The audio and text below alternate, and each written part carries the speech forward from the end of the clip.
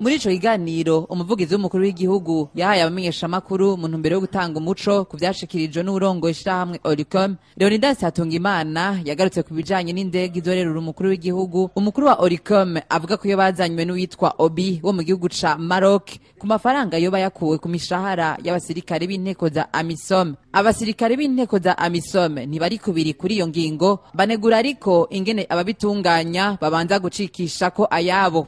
Umuvugizi w'umukuru w'igihugu akagira ati indege zica ku kibuga c'indege ca Bujumbura ni nyinshi cane, ariko ibijanye niyo igiye kuza nta vyinshi yashimye kuyivugako, ngo azogira ico amenyesheje niyashika ku nshuro ya mbere hano mu gihugu c'u Burundi.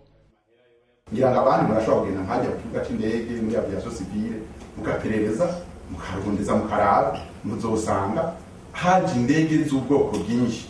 Uyoboye rero ayo bakomeye bose bafise amaze afise nk'indege nka 20 nzizi zimaze guca hajya zije kuri ico gikorwa. Iyo ndege rero leta y'Uburundi yamaze gutangaza kugiye kuboneka. Akonoba mwemurira gatoya nuko iyo ndege ifise igiciro c'imiliyoni 8,500,000 by'amafaranga y'abanyamerika, amadolari y'abanyamerika. Ibindi rero novuga ati ibindi bibazo y'abarukiri wa Oricom yaba umumenyeshamakuru wawe wese yoba afise ko bijanye nido ry'ingene ingana, ry'iyo yaguriwe, ry'ingene isa, ry'ingene ibirometero iguruka ko utuga hejuru uca mu kirere ugira gute.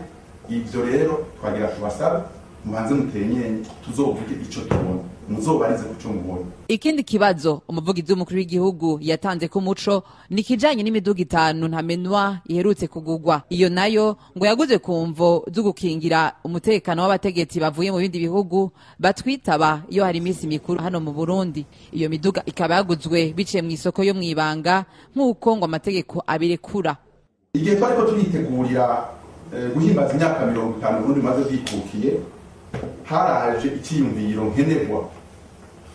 Uravye abakuru b'ibihugu twatumira, abashikiranganje ba mbere, abami, Uburundi bwariyumvira ati mbega abantu bogira ico babera iwacu vyogenda gute.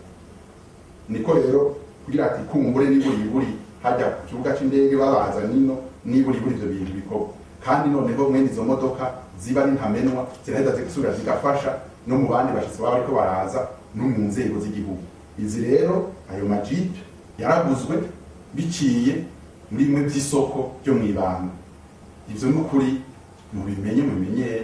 Nayo kubijanye n'amahera kugura iyo miduga mwomenye ko yatanzwe n'ubushikiranganje bwo kwivuna abansi mu gisata kijejwe kugura ibikoresho vya gisirikare.